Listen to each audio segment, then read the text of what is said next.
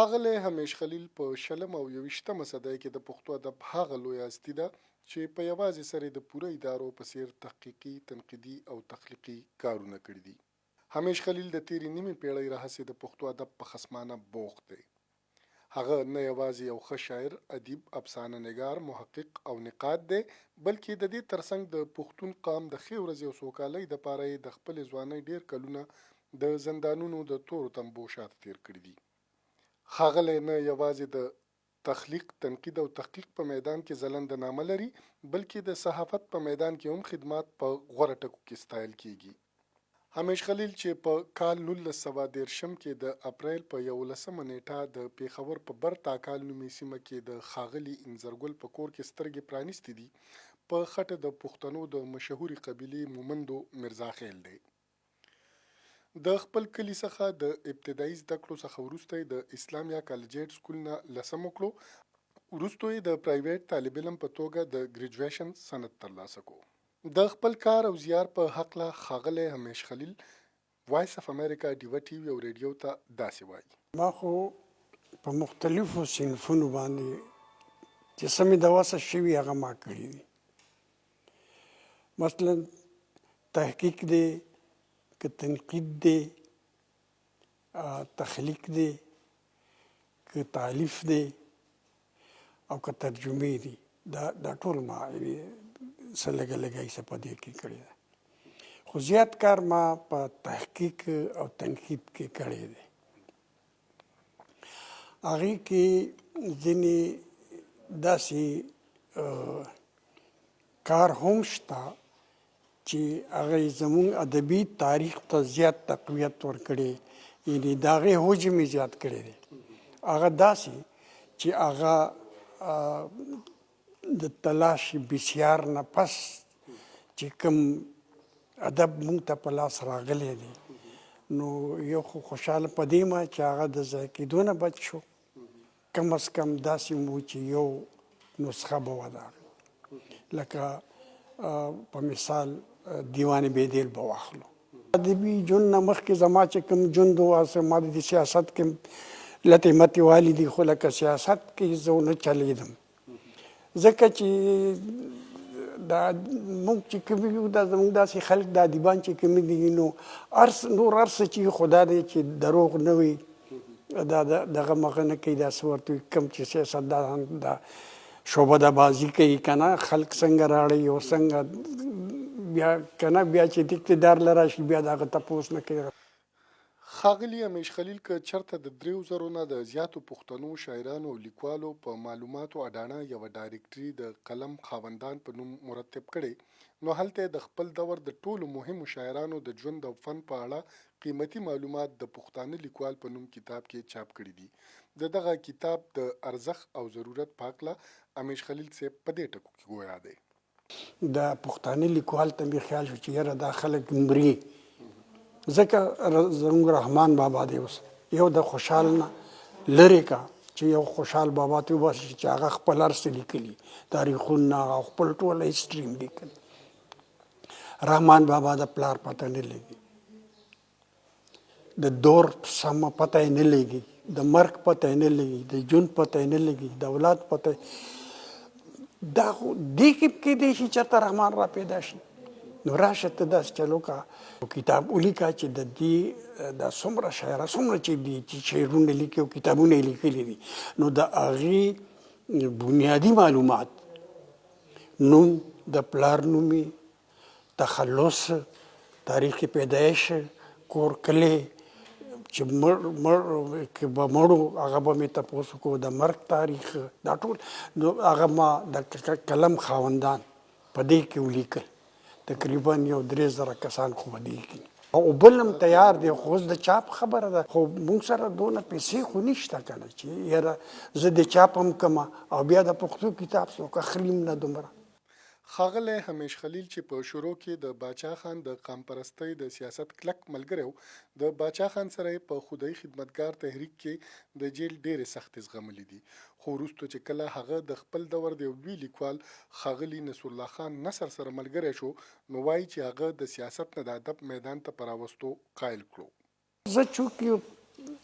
قدرت پیدا کړی د ادب د خدمت دپاره ومه نو نصر صاحب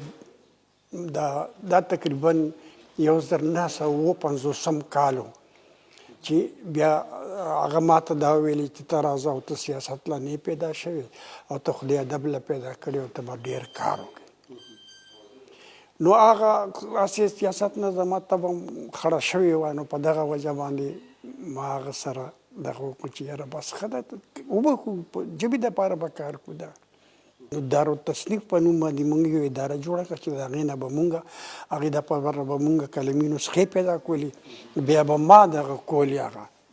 ما ته به نصر صاحب راکوي ته ځوان یو ته دا کار کولی شو داسې که څه دغه مغې ما ته وایه موږ ته پته ولګېده چې یاره پلاني ځای کې دغسې یو کلمي نسخه ده نو موږ به ورپسې لاړو د قام پرستۍ په تور چې ښاغلي همیش خلیل په څومره زندانونو کې وخت تېر کړی د هغې تفصیلات نوموړی څه داسې ښایي پېښور سنټرل جیل کې هریپور کې او ډیر اسماعیل خان کې مچ جیل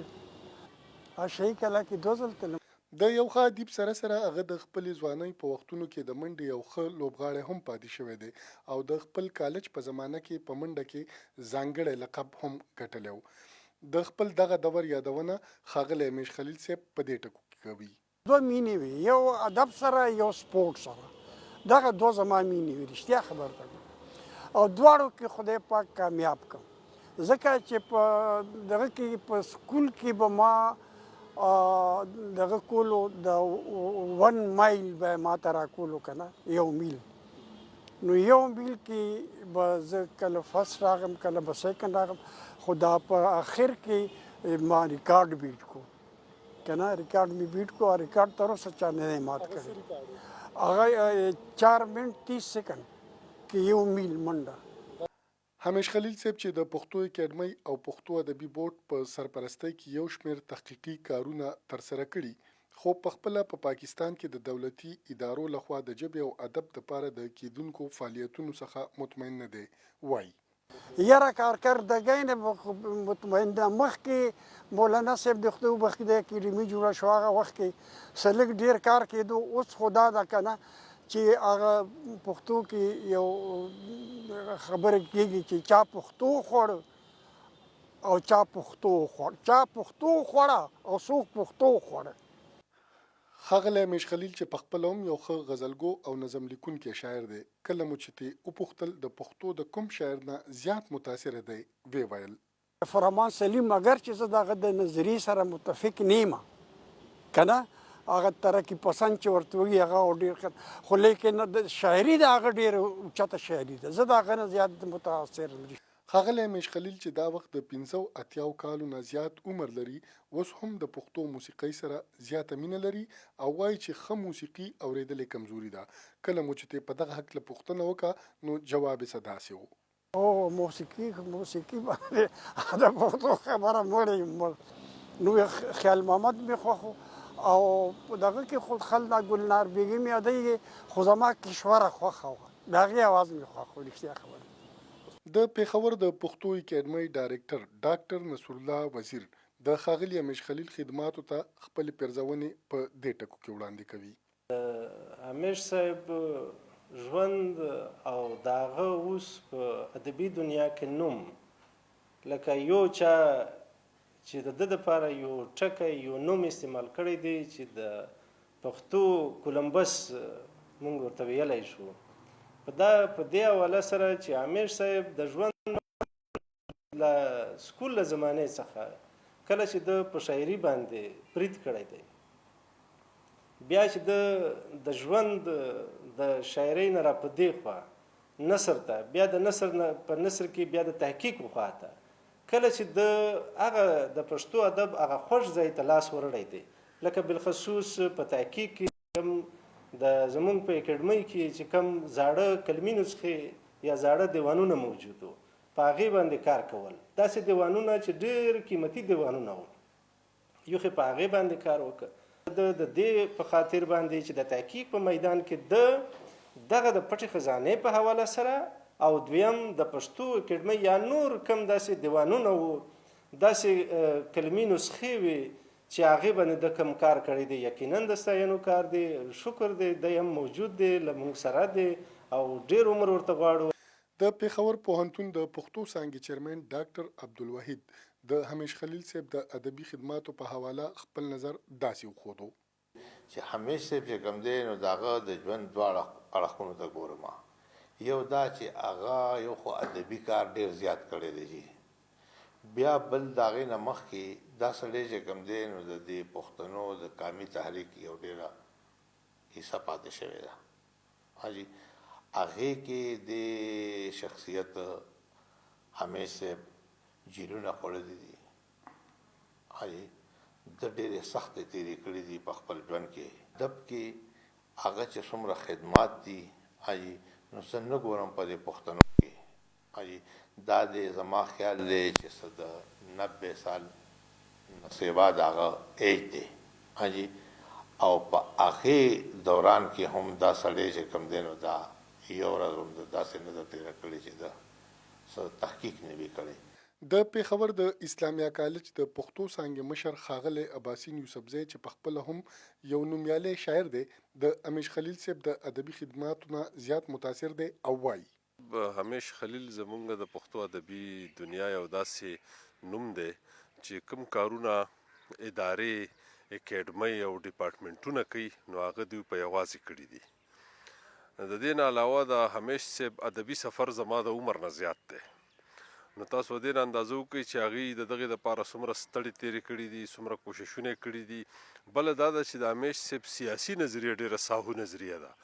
د خپلې خاورې، د خپل وطن، د خپل قام سره ډېره پخه مینه ده او دغه مینه چې ده د هر لیکوال په خټه کې اخلي شوي.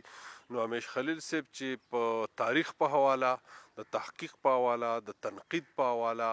او د هغې نه علاوه په نورو ګڼو میدانونو کې چې هغې خپل کار کړی دی، نو زه دا ګڼم چې دغه کار مونږ راټول کړو نو د دې نه مونږ همیش خلیل اکیډمي هم جوړولی شو.